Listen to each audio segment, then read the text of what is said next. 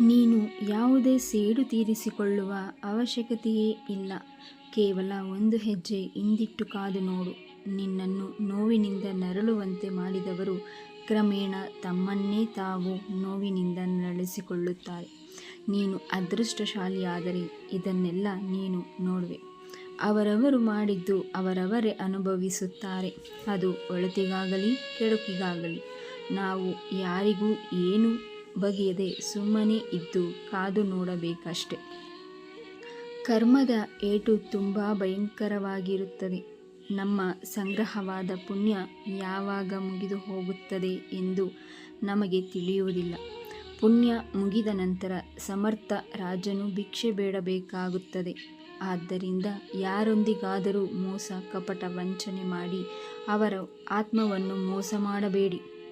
ನಮ್ಮ ಬದುಕೇ ಒಂದು ಹೋರಾಟ. ಈ ಹೋರಾಟದಲ್ಲಿ ನಾವು ಮಾಡುವ ಕಾರ್ಯವನ್ನು ನಾವು ಪ್ರಾಮಾಣಿಕವಾಗಿ ಮಾಡಬೇಕು. ಏನು ಆಗಬೇಕೋ ಅದು ಆಗಿಯೇ ತೀರುತ್ತದೆ. ಅದನ್ನು ತಡೆಯಲು ನಮ್ಮಿಂದ ಸಾಧ್ಯವಿಲ್ಲ.